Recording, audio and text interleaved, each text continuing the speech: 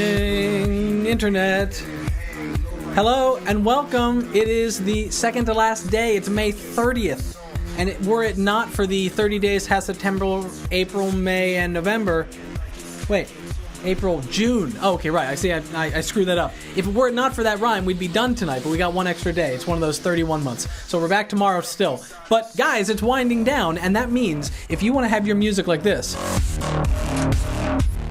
you have one more shot to tweet your music to us. So do that. Go ahead and tweet your music with a hashtag. It's hashtag MMMPropSongs, and I will be checking out the songs I do every day. I'm almost gonna miss that. Like keep tweeting them to me. I like getting your music. So please do that. And you can post it on our Facebook wall. You can send me a private message in the forum. However you want to get music to us. I will be making my final selection for tomorrow's event with a guy called Gerald.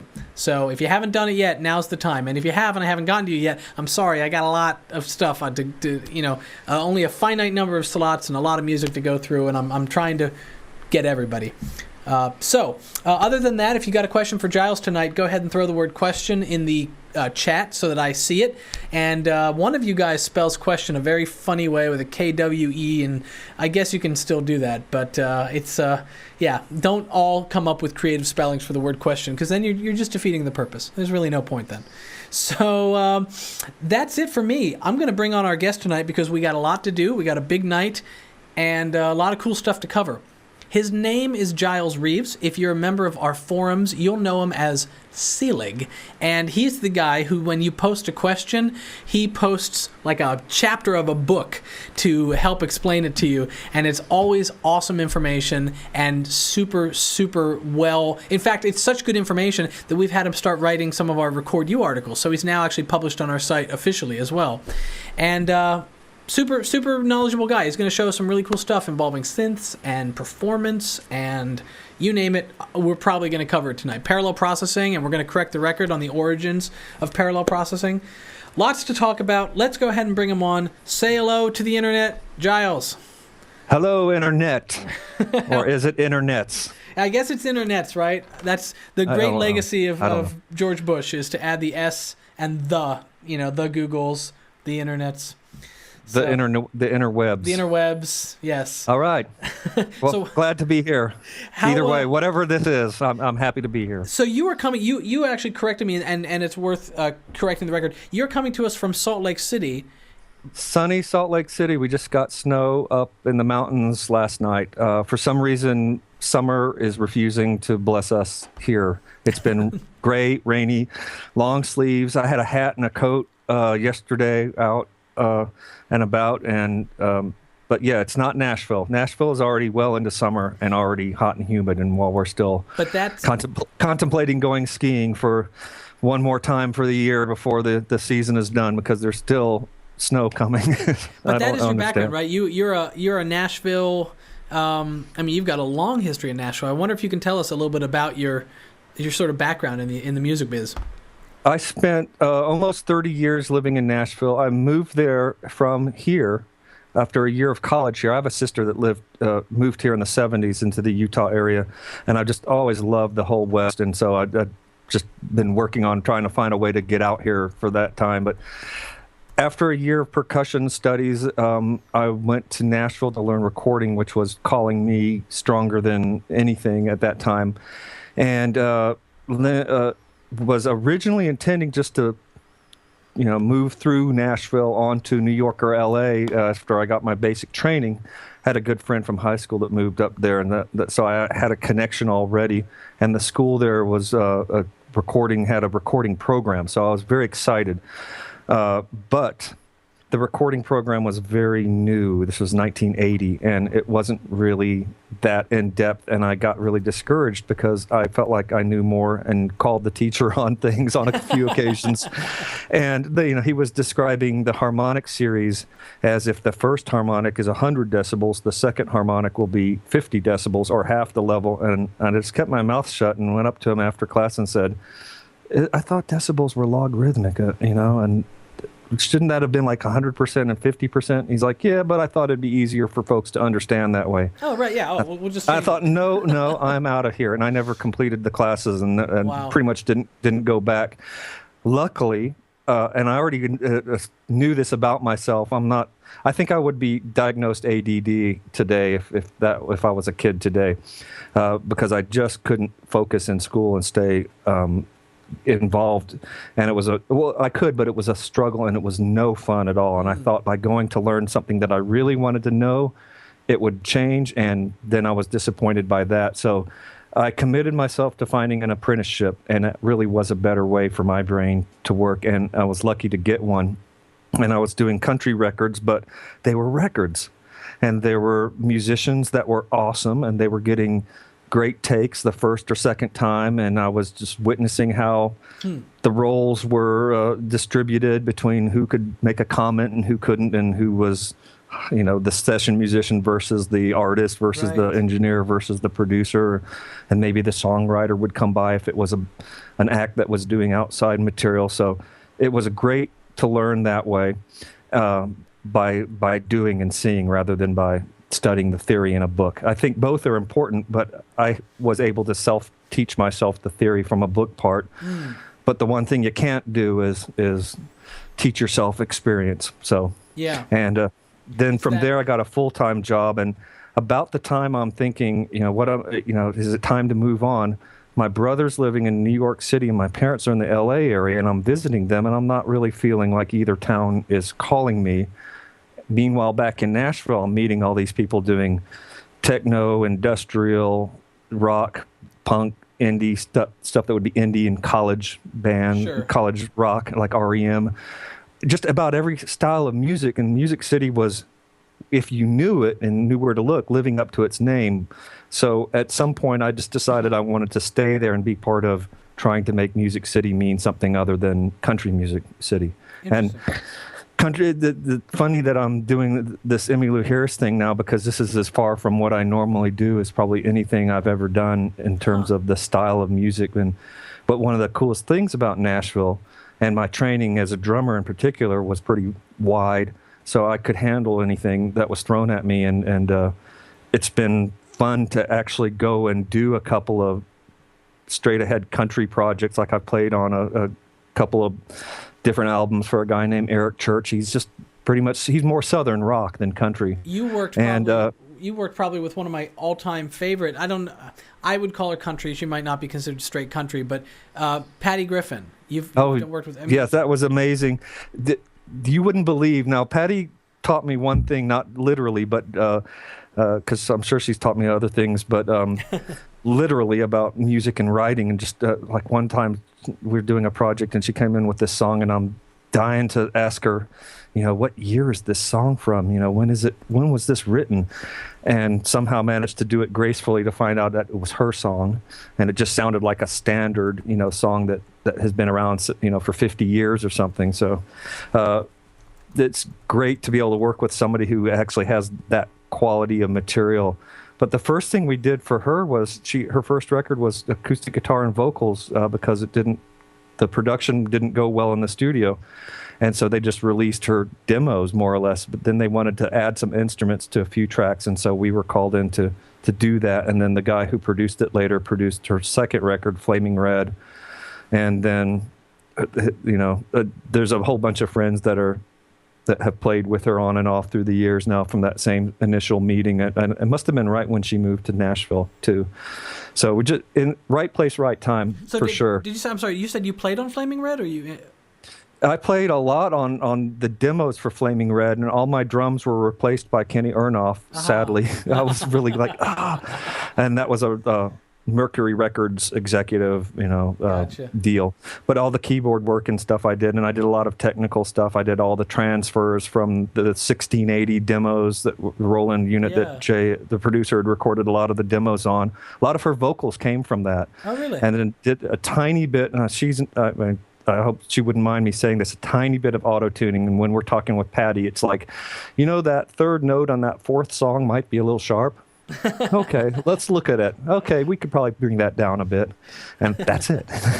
She's so strong and powerful of a singer. But other than that, the next time I did a lot of work with her was the Thousand Kisses record, where it was just three of us in the guitar players, her guitar player, Doug Lancio's basement, and making crazy music, hitting pie pans and scraping screen doors and all sorts of crazy. I don't think I had a real drum kit or any traditional setup for any one song on that project.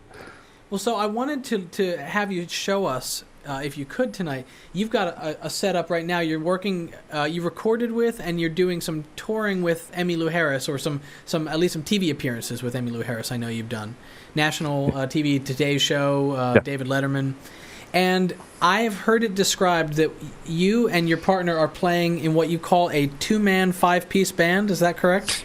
Well, we'll call it 3-man 6-piece band. I got corrected because Emmy Lou is singing and playing guitar. True. She gets 2 credits as well. Okay. Jay's playing guitar, electric guitar, and bass pedals on half the songs, maybe not quite half. He started out with more, and I had to take over a few because it was just, he's never done anything like that. As a drummer, I've practiced independence training and, starting with the left hand, starting with the right hand, and left and right foot and all that crazy stuff. So it was only a little bit of a stretch for me in that sense to take on another role. But for him, he had never done 2 things at once.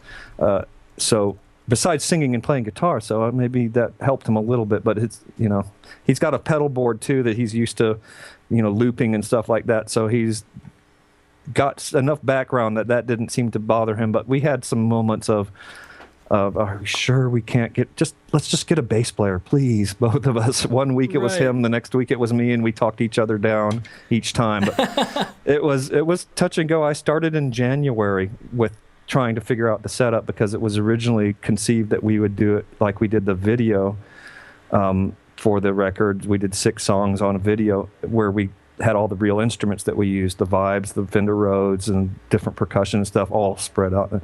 Would have never worked on the stages that we played and with the amount of time that we had to set up and tear down. And also the stage volume was a consideration. I wanted to go electronic to keep my volume down and in control. And so I had a little Roland keyboard amp that was my own monitor so that I would have I wouldn't rely on the stage monitors. I could have myself up even when I wasn't in the monitors. And brought some headphones I can plug in and check stuff out if I need to. Right. But it wasn't more than like an hour or 2 into looking at record as the way to host everything and record, and I'm realizing I don't think there's another program that I could do this in. And I'll show you the setup, and hopefully it'll make sense why. And a lot of it has to do with just the concept of the combinator, which doesn't exist, to my knowledge, as a literal comparison in any other audio application out there. Right. And so it allowed me to basically make a track with all of the sounds and a combinator for each song, and organize it like that. That way, if we change the set order, I'll just move the tracks around in a different order. Then I hit on my keyboard, I can hit a advance to the next track button, and the next song didn't even have to look at the screen. If she took a long time introducing the next song, I would sneak a peek at the screen and like go back one and then up one and make sure that the right combinator flashed, just to confirm that I actually had hit the button before I just go off and launch into the wrong song and the wrong sound. Yeah, you don't want to have what was that girl? The Simpson, Ashley Simpson moment. Yes. Yeah. I definitely had a few just about to fall asleep at night and just freak out moments of what would I do on Letterman if the computer just didn't boot up that day or something just went down. What would I do? And I'm like, I don't know. I don't know what I would do. So I didn't have to confront that, but I was very concerned about that at different points. And at other points, I just said the system is working fine. It's been rock solid. I haven't seen one bit of evidence that would make me concerned. But still, your career is somewhat on the line if you're going to do something like that, and so you have to come through, or you probably won't be asked back. Right. But this is something I've seen. Kevin Hastings, who's the keyboard player for Rihanna, he has said that he plays Reason live, that's his synths, and he said he doesn't bring a backup system. And that's sort of in the touring world at the size of Rihanna, that's like unheard of, that you wouldn't have a kill switch to flip over to a backup. But he's like, I just don't need it. It's stable, it doesn't crash. I've never had a crash. I'm probably more concerned about something happening to the physical computer or the software in the computer than any of the Reason components. I'm using Record for my performances because I have, I don't know, I've gotten into Record and haven't gone back to Reason except for to look at it for a couple, occasions. Everything Right. I need is in Record, and just thought I'm already familiar with that. And I always make sure, you don't have the screen up now, but I I can always pull make it up. sure that you could see the, whenever I had my setup for the live shows, I would make it like this so that you could see the big SSL obvious master compressor in the screen. And I don't know why, I just, anytime there's a VU on the screen, it just looks cool. So Right, it doesn't do exactly. anything, but anybody who knew would look over and see, Oh, Record, or SSL at least. yeah, right. Very cool. Well, we're checking out your screen, so why don't we take a look at some of these combinators? Okay, well, let me just first say that this is a split setup, drums and keyboards, obviously. If it isn't obvious, it will be shortly. The drums stay the same and don't switch. So I did I brought in another setup here, another V drum, created a V drum. This is one I'm not using up here. And use Record. And then when I don't use the setup, I just click that off. And then I did, what is it called?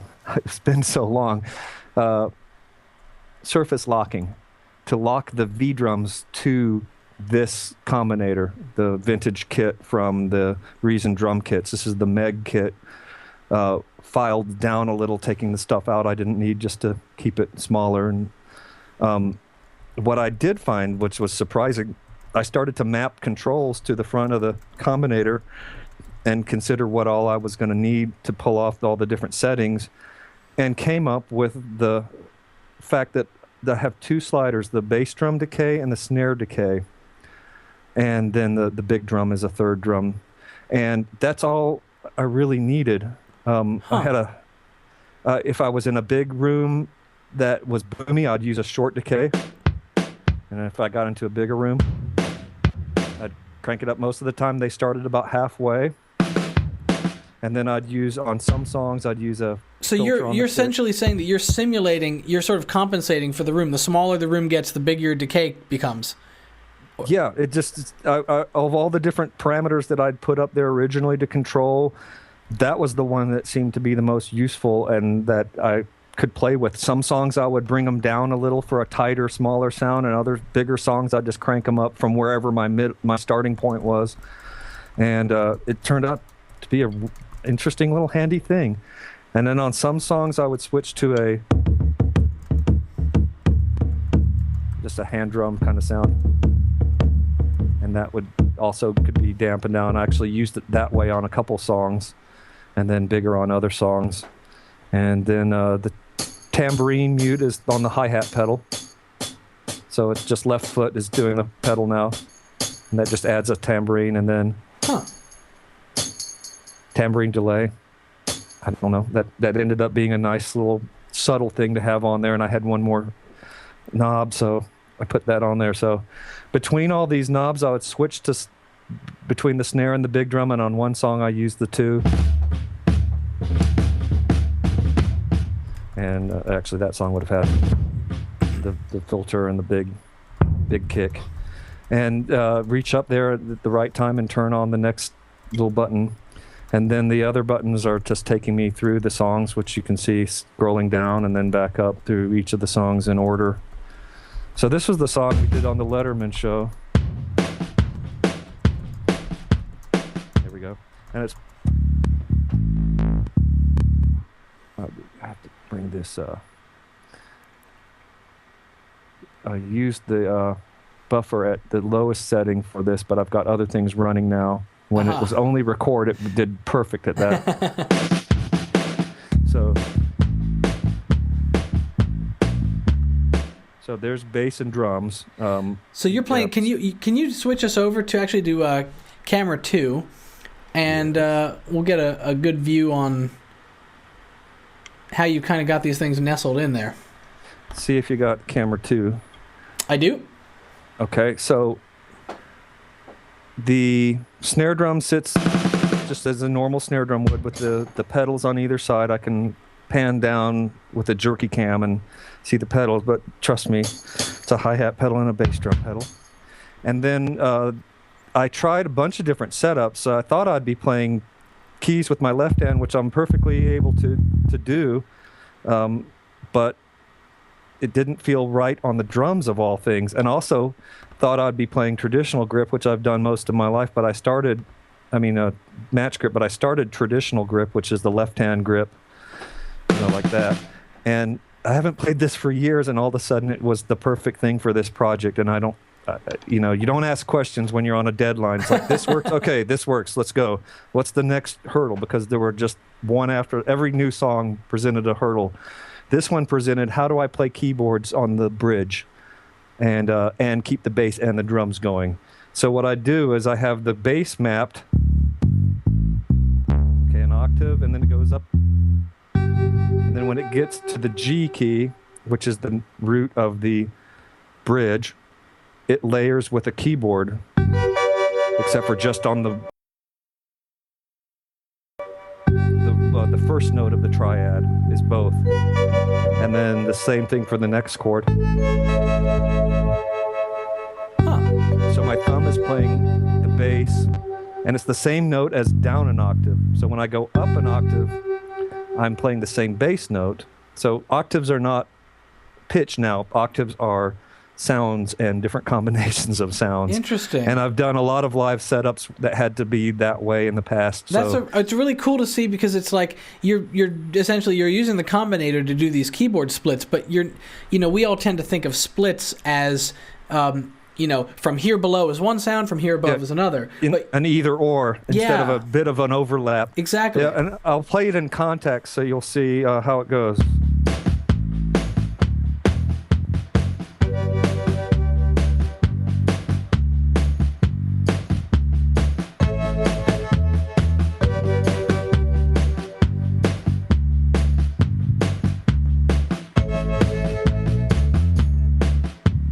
Back to the next section of the song. And so that jumping up and having the bass be the same note going up, it definitely was a little bit of a mental jump to make at first to figure that out. And then after you do it, it just becomes second nature. Now I can practically do it and hold a conversation while I'm, do three things at once, because these are so ingrained through repetition. Wow. If you want, we can look at some of the other songs, or is there a question? Yeah, well, there's some speculation in the chat about what keyboard that is. It's an Axiom, but is it a 61 61, key? Not the Pro, just the older 61. Okay, 61, so guys. 9 sliders, 8 knobs, 9 buttons, and the transport as well. Gotcha. They were about, a few seconds away from freeze framing it and doing some kind of forensic counting to figure it out. So no need for that. So, there you go. The proof is in the screen print. All right. So for all those asking, here's the overhead rig. Hi-hat on the left side, snare in the middle, kick drum on the right. And so from an overhead view... So 3 pedals and a controller, and that's doing all the drums, all the bass, and all the synths. Yes. Very cool. I'm just one guy. What do you expect? Can you play us a couple other songs? Yeah. What? Let's see. Some of them. I'll just go through each one. I can't remember this key. This one doesn't probably have much. A lot of them. This is a whirly with a pad underneath it, and then that one doesn't really have much because I didn't play bass on that one. Yay. Freedom. And you wouldn't believe how when you just have to play, there's one song I just play piano on, it feels like, like I should be texting and checking my email and maybe doing something else, because I'm only doing one thing. So it's, if nothing else, that's put me in a position where I'm no longer intimidated by doing one thing. Right. I'm doing 2. So as I switch through, the drums don't change until I change them. This is on the record, I played an upright piano, plucking the strings, and 3 strings on a piano, so I did a ba-da-ding, each time. And so to replicate that, I took a sample that I had made years ago of the piano here in the studio, the nice grand piano, plucked each string of the 3 and stacked them, and then just put a delay on them so I don't have to try to, I can actually play that, with the technique, but it's when you're doing drums and everything too, you start to look for the cheats.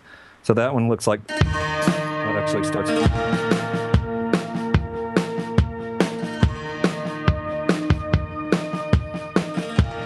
You can hear there's a pad sound. There's a pad sound behind everything just to help fill it out. Right. And then I'm trying to find another song that has some sort of cool split or something. Kate, just piano upright. This is the Reason piano upright because we used an upright on the record. The novelty song is the Big Black Dog. She's an animal rescue person, and she's never written a song about her dog, so she did finally. On the record, I played what's called a marambula, which is it's kind of like a giant kalimba that you sit on, like a, what's the Brazilian cajon box thing, and sure. Played bass on it. So I took and there was a slap on the record, so I put the slap on. One of those things, just awesome fun when you're like, okay, I need this. Oh, the record has a slap. All right, delay, slap.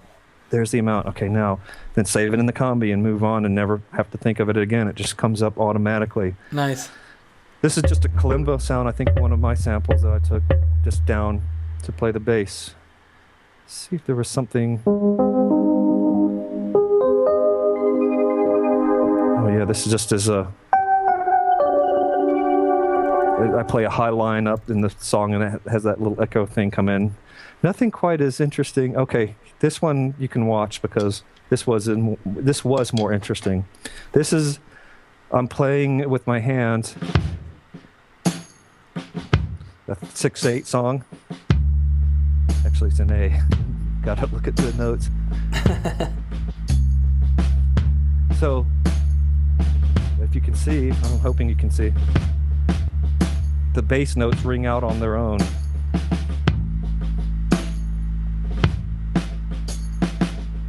And then the fun comes in. I'm playing a little too fast.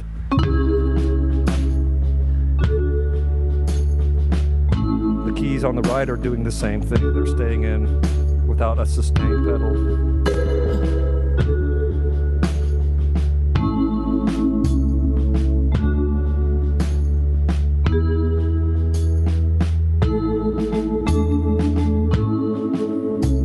Basically.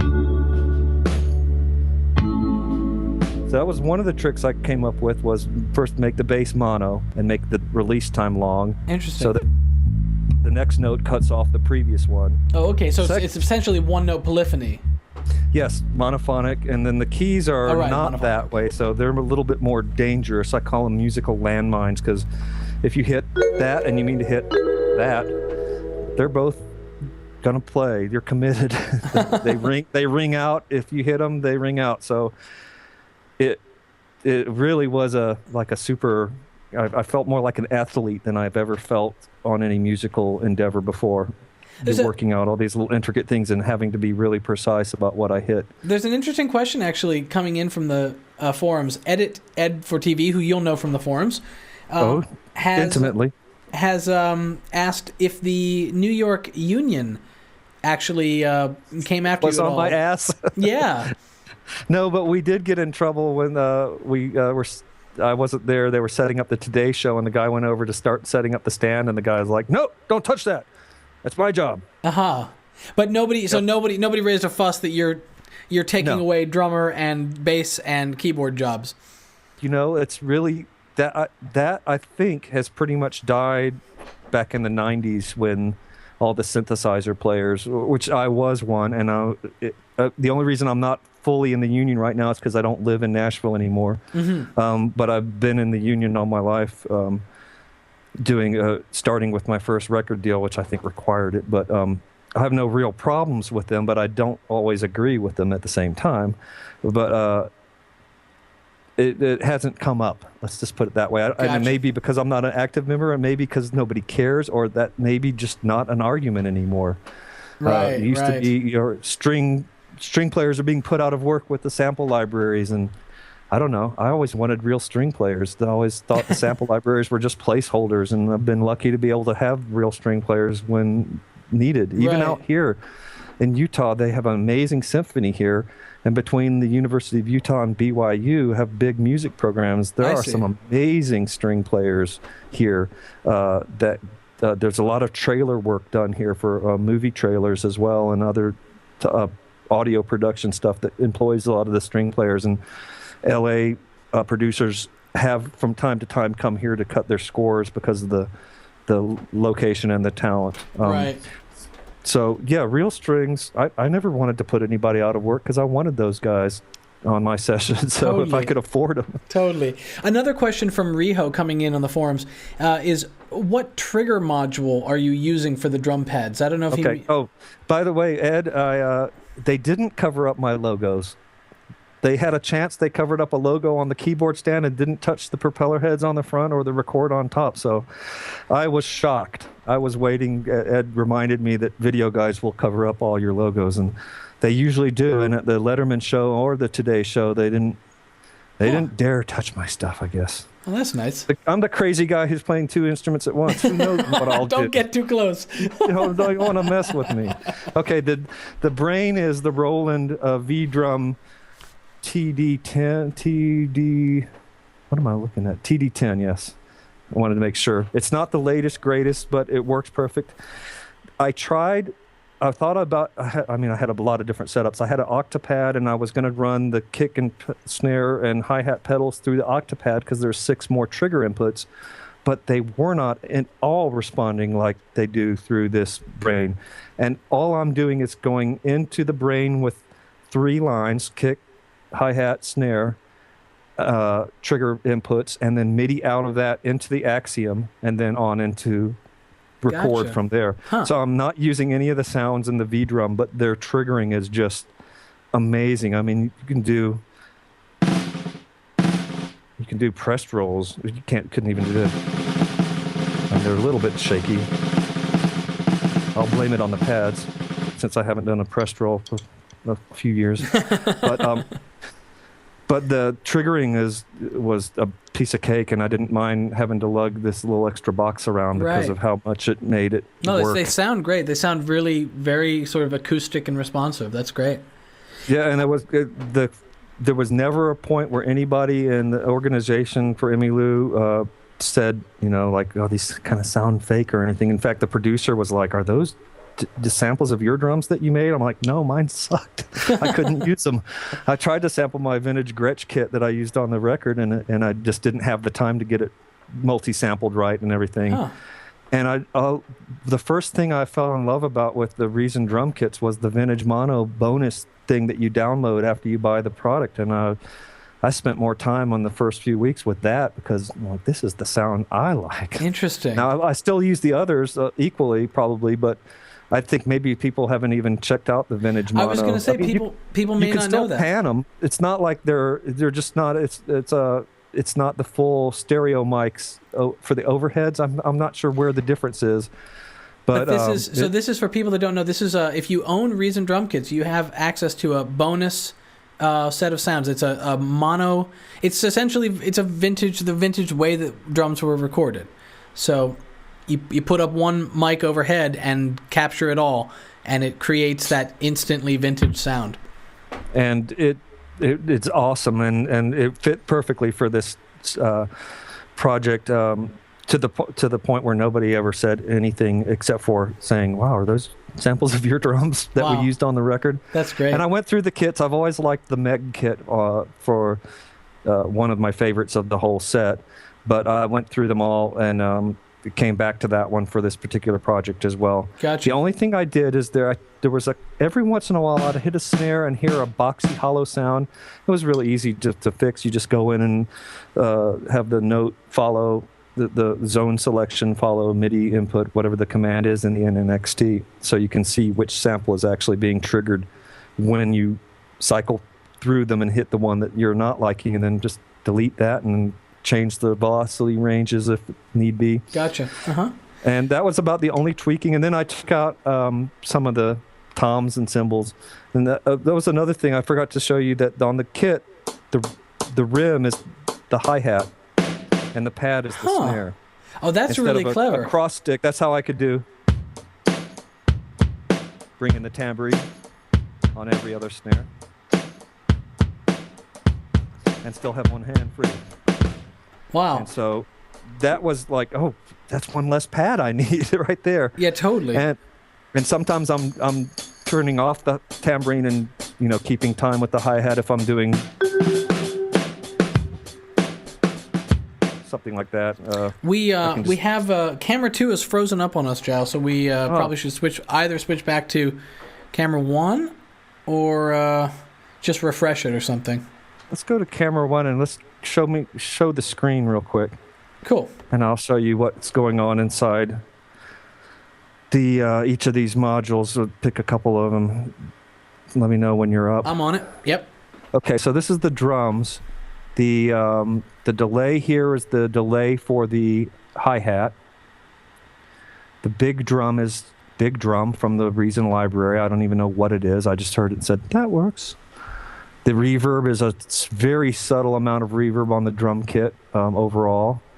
And then, let's see, this is the bass drum. And I don't think you'd be able to see that on the snare drum. I took stuff out, but I just went into the snare drum in NXT and would hit select zones via MIDI.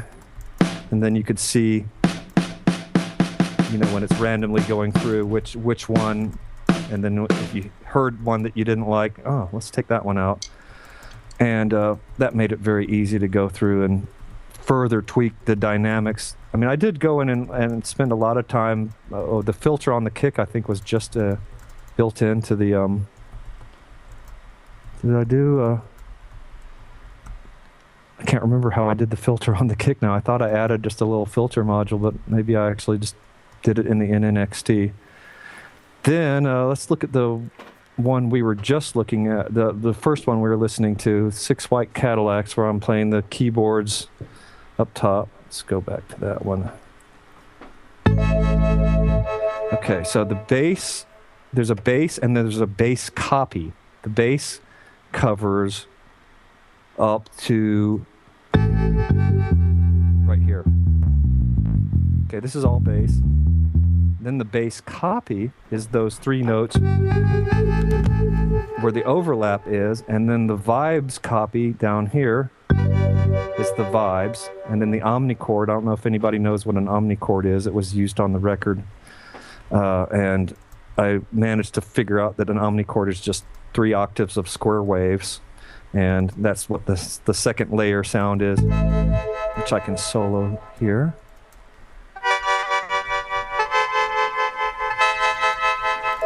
And the vibes were used on the record. Let's see, the spider audio is to combine the 2 basses so that they come up on one track, or they go into the bass amp. I love the bass amp on synth bass, by the way. It just, see if we can hear it before and after and appreciate it. It's very subtle, but it's just warming it up and darkening it up, apparently. That's before. That's after. Just makes it big and fat. I'm not even using the compressor, but the compressor is pretty awesome on this, by the way. And then the pad, omnichord, vibes, and vibes copy. What was the vibes copy for? See, I'm even asking myself. Oh, okay. The vibes copy is the actual vibes. At one point, there's a leftover orphan there of vibes that were going to be down on the left hand of the keyboard that are obviously muted right here in the little mixer. So that's how that's set up. There's really no combinator panel routing on most of these songs because they're all preset, and I didn't have velocity mapped to anything because I found it too hard to control. I didn't have mod wheel or expression pedal mapped to anything, or aftertouch because I didn't need it. At one point I was doing a song with B3 and ended up having to switch to bass on it, but when I was playing B3, I came up with a cool idea that I needed to switch to Leslie speed, so that's where Aftertouch came in, and it actually was very intuitive. You press harder, and Leslie gets faster. I'm looking at the wrong camera. You're like, look at the light. Look for the light. Right. So I didn't get a chance to use that, but that was a pretty cool use of the technology. There was a question. Sorry. There's one more thing I can show that was kind of cool layer-wise. So what was the question? Cool. The question was, are you using Reason for all of your... Have you replaced all of your synth work pretty much with Reason now? I own Reason. I own Native Instruments Complete, and I have Camel Audio Additive Synth, what's it called? 5000, Camel 5000. And those get used. Massive gets used, Contact gets used, and Absinthe definitely gets used because it's just its own little weird thing. Reactor gets used. But, and I do occasionally start a piece in that environment, but Reason is always rewired and is never far behind. If it's not all the instruments, it's at least some of the instruments. More times, though, 90% probably, I fire up record and with no template. That's a question I've heard online. What's your startup template? Mine is mine looks like this. Pardon the audio there. That's what mine looks like. Starts with the rack view, so I can immediately start loading things up. And I'm definitely a Thor guy, to answer that other question that seems to come up a lot. Right, okay. I almost always start with Thor if I need an analog or similar synth. Gotcha. Okay, and was the question answered? Yes. I think, yes. There's a song where I'm playing bass and almost like a Motown. Got a hi-hat. Okay, and then I go.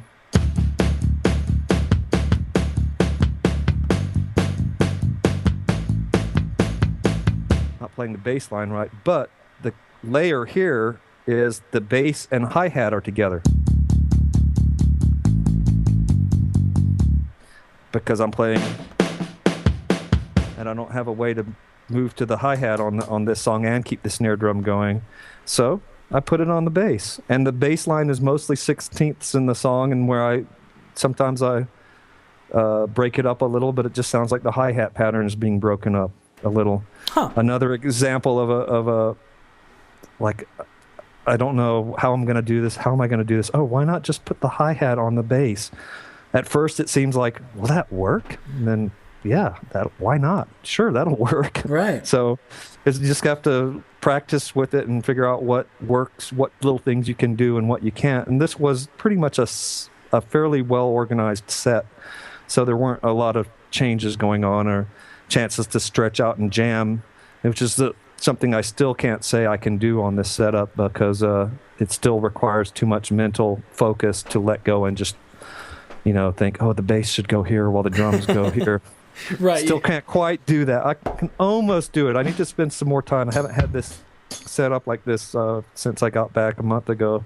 So hopefully use this again on something. My buddy Jay, who produced the project, has been threatening to do some solo music, and we'll do it together when that happens. But he said we ought to just set up like this and just jam on some ideas. I'm like, yeah, why not? Huh.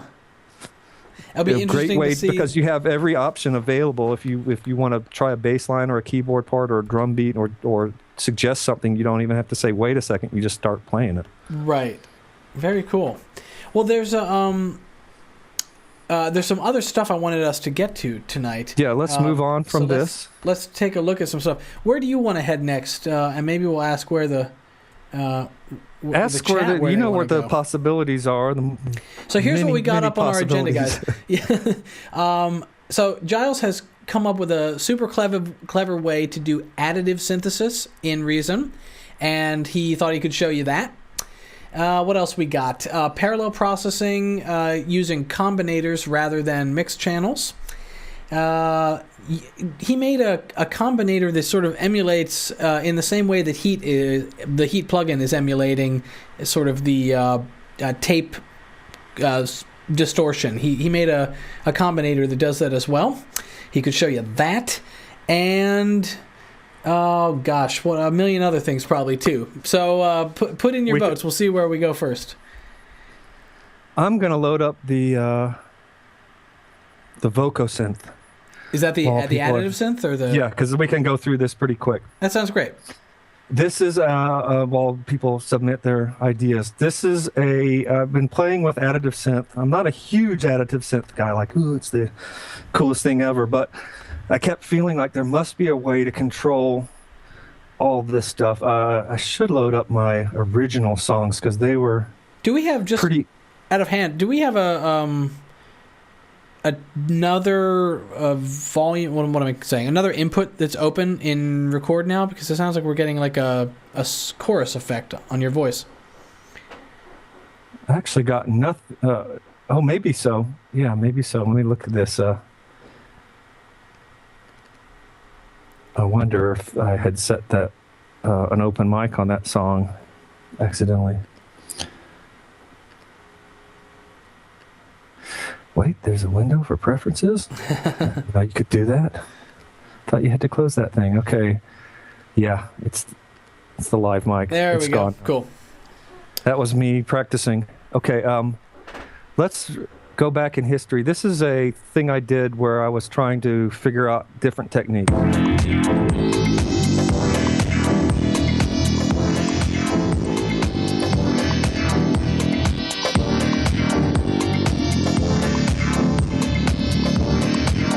Crazy, but here's each one,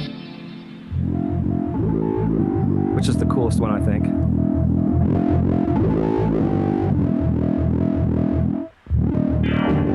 Here's the second one.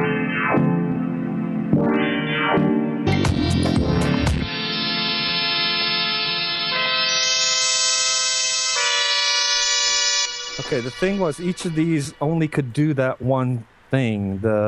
So let's actually take a step back for a second for those that don't know, and can you describe to us additive synthesis? Yeah, additive synthesis is using individual sine wave partials or harmonics to build a waveform from the ground up with the building blocks, rather than subtractive synthesis starts with typically a harmonic rich waveform and uses a filter to remove the parts you don't want.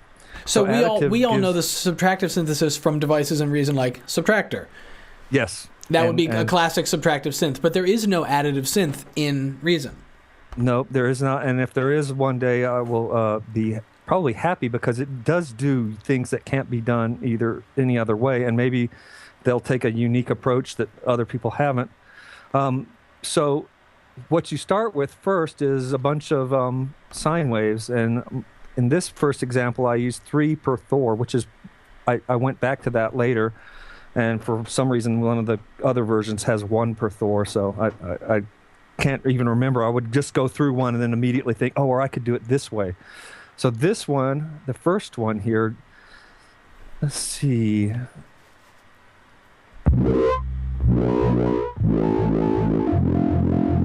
So this cycles through, it sends a pulse out and goes into delays that give me each successive harmonic being added. Very cumbersome way to work. That was my first attempt, but it got a cool sound, but all I could do was change the spread rate, basically, and the repeat speed.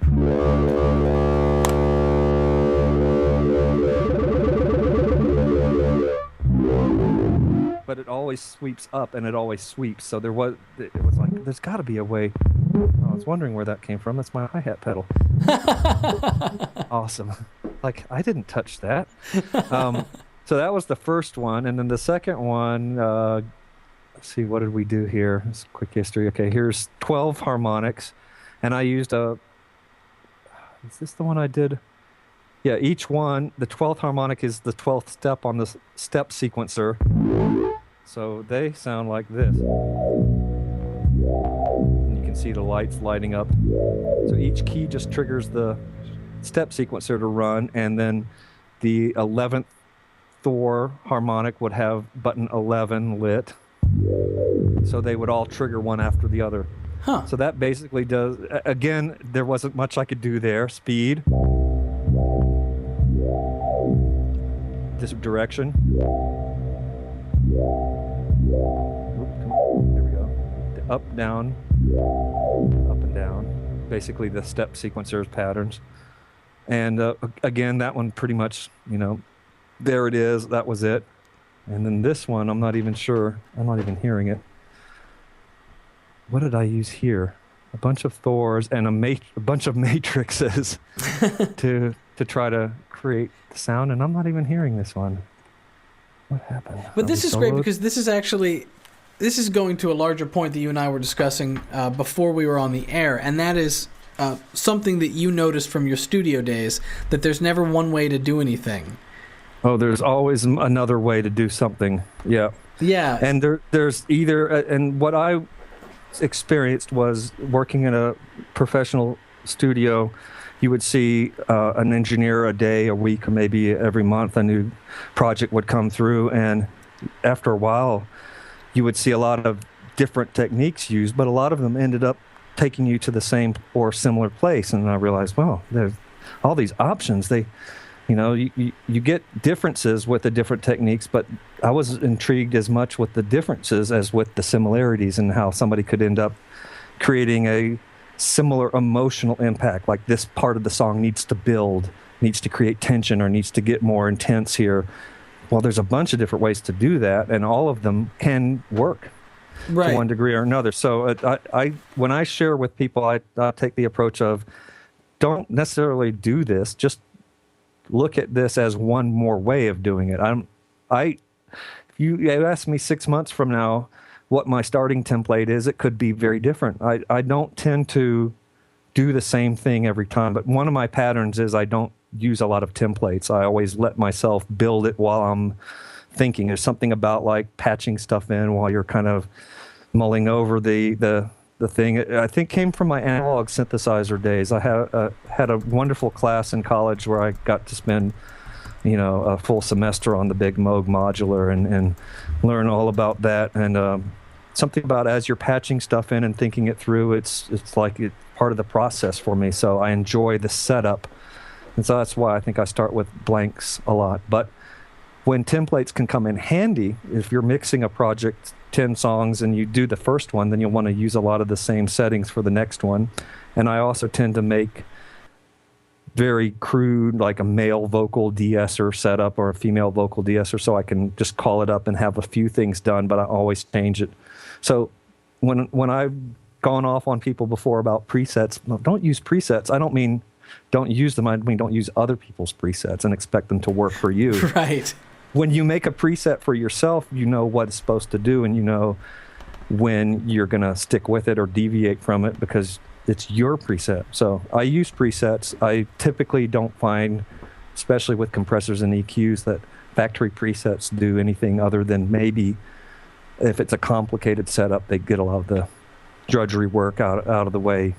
There's a question from Push Button in the chat. He asks, how do you know when you can sit back and say, this is the sound I want?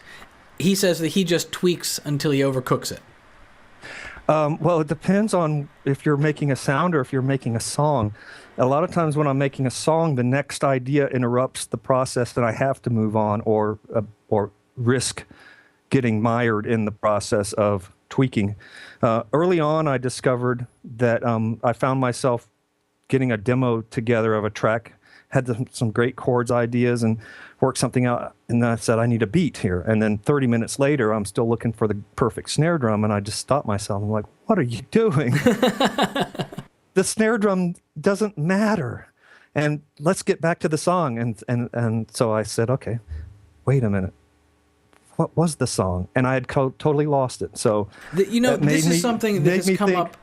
This is something that has come up in Music Making Month over and over and over again. And I hope that it's one of the things that I, as a musician, take away from Music Making Month more than anything else, is that the people that are out there with high output, that are doing things, and they are creative, and they are consistently creative, the one thing I keep hearing you guys say is that you stay focused on the song and not on the sound. I think you said it in a really cool way, but I think everybody has essentially said that they don't get stuck in the tweakiness of the sound, because ultimately they're trying to make a song. But it's really hard because if you're an electronic synthesizer guy, the sound can be the song. And I'm sure everybody can relate to this at one level or another. How many times have you started making a sound, and by the end of the sound creation, the things that you started playing, and you just go ahead and record them, and then we'll add another track here, and all of a sudden you've got a song. So Right. a sound can lead you to a song. So you don't want to be too terribly over careful about not getting caught up. But